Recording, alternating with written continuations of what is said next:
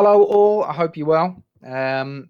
This is the last lesson on the data transmission topic, and you can see it's about network routing, collision and costs. So in your OneNote, if you just, or if I just jump across, you can see this is what you need to do. So you've got task 1, task 2, some notes to add in, then you've got some calculations to do in terms of transmission speeds. Then you've got some more notes, and you've got a couple of lesson questions to do at the end. So everything you need is in the video I'm going to give you, or the PowerPoint, in terms of the notes, and I'll go through it, explain some of the aspects to it, and the rest of it you can just work through at your own pace.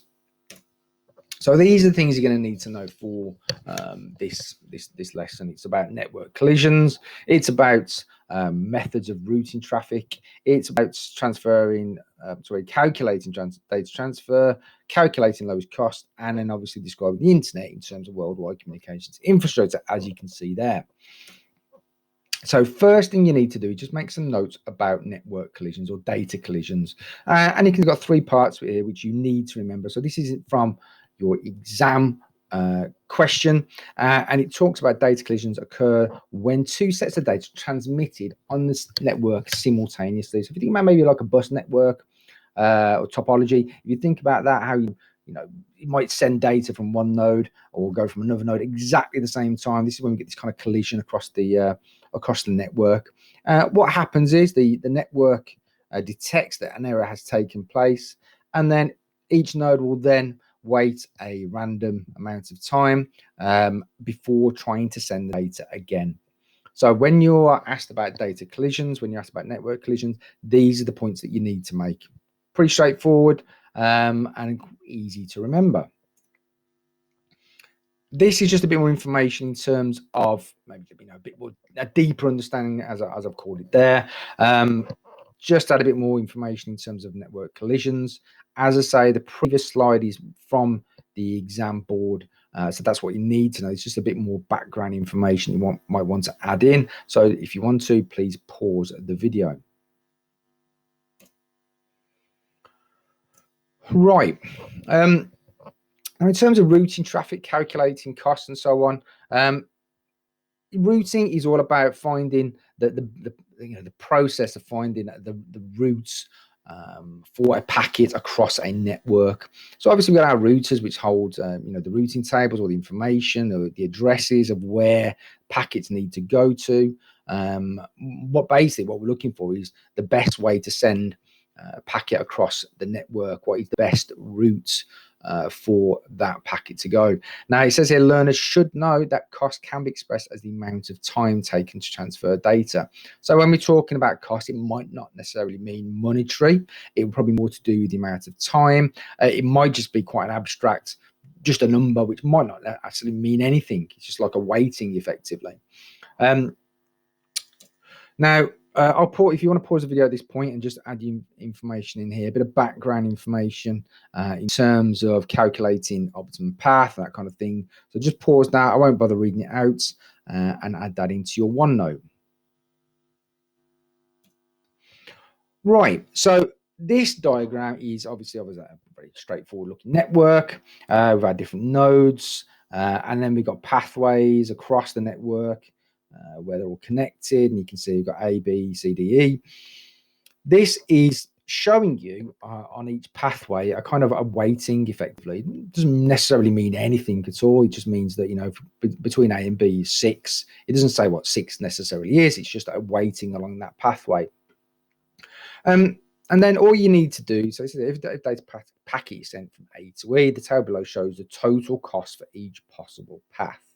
So if we went from A to E via B and D, what would the path be? Or the path cost, sorry. And you've got your weightings there. All you need to do is add them up. So once you've added them up, that should come to 17. So we've got 6 between A and B, 7 between B and D, and then we've got 4 between D and E. It's looking for the best or lowest cost across the network. A to E via C and D. So you should work that out. We've got A to C is 3. Then we've got 4. And then we've got another 4, which gives us 11.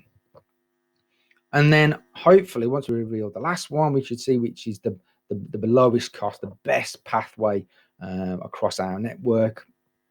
And you can see there's a A to E via B, C, D.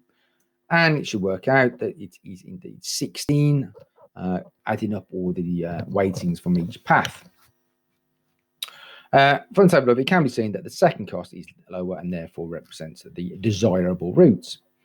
Now, again, you've got another practical, or potentially practical part of your exam where you're producing a forwarding table for a node by calculating the lowest cost routes on the network. And we're going from A to B to C to D to E, and then just working out the best way of doing that. So we can see, obviously, A to B is actually cheaper in terms of the weighting, or lower weighting going via C. So A, C, B is actually better than going A directly to B. And then you just carry on working out the best routes. So A to C, obviously that's 3. A to D is a CD. So we're going to go 3 and 4, which gives us 7. And then the last part there is A to E, which would obviously calculate, so work out to 11. Again, going via C. Right, so you've got an exam question here. I'm going to leave this with you. You've got all the information that you need in terms of how to calculate the costs for the different pathways. It's giving you the information that you need. It's giving you the formula. You just need to write on or in your OneNote, so A and B is already done. It's worked it out for you. It's 20 in terms of the cost. And then you just need to do it for the rest of them. Once you've done that, you should have the information then to fill out part B, which is to complete the table below to show the routes that were taken by packets from A to each of the other nodes, B to E. And you need to fill out that information. So if you pause the presentation now and then just do that in your OneNote.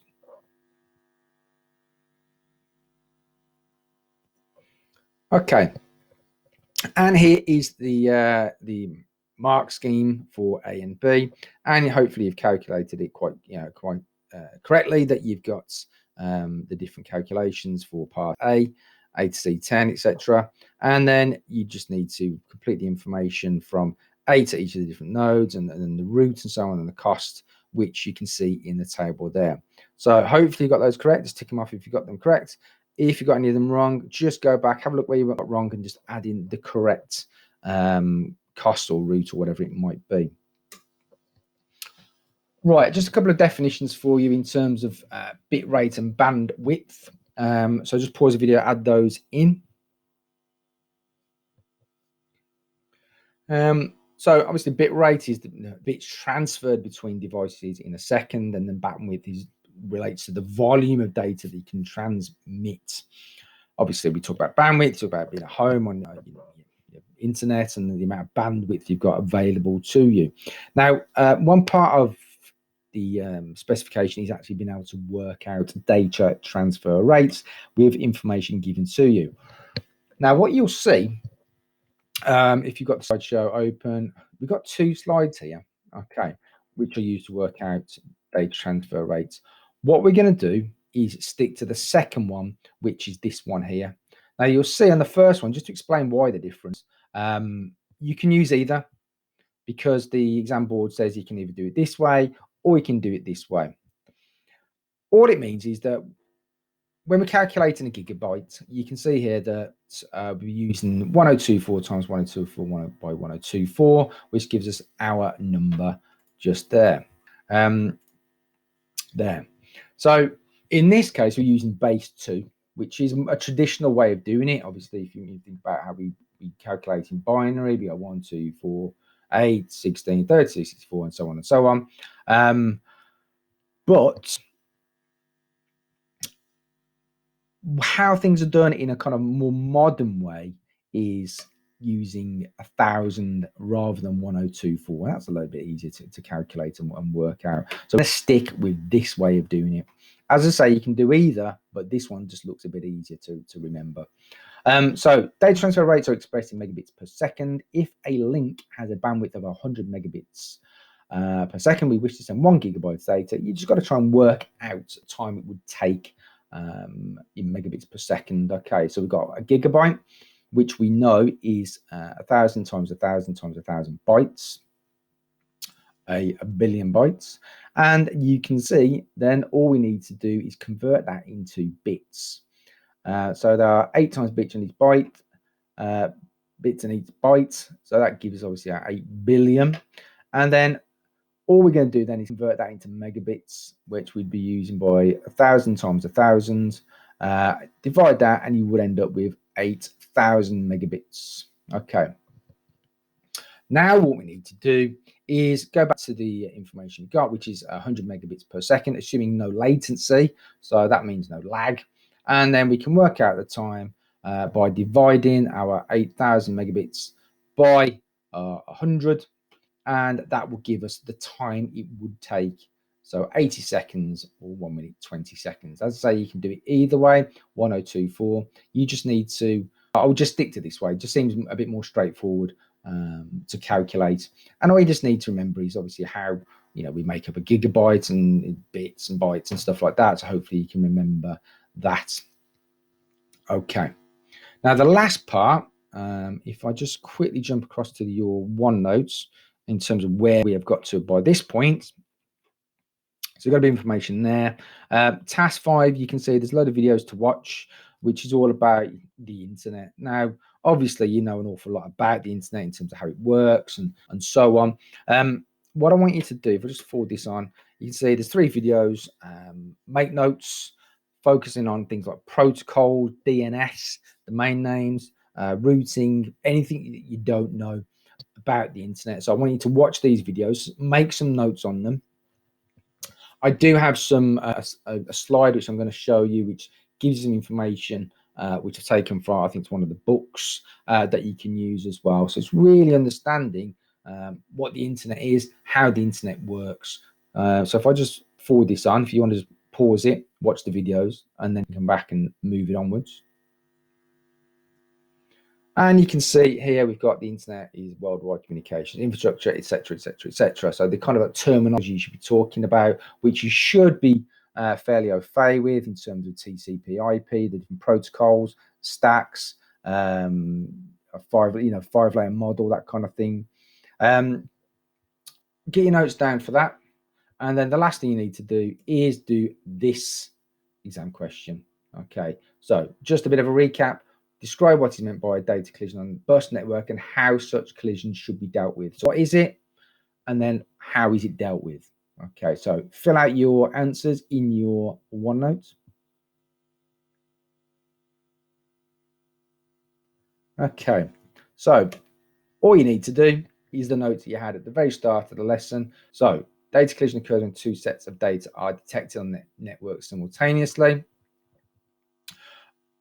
Now you can see we have 3 points in the first part. This one's just got 2, but if you remember the bit we kind of like missed out by the looks of it is about the error. The error is detected, and then obviously the last part would be once it's detected, the computer waits for a short random amount of time and sends the data again, and that's all you need to do for that. So make sure you got everything done in your OneNote, all tasks done. Watch the videos, and then you should all be good to go on this topic.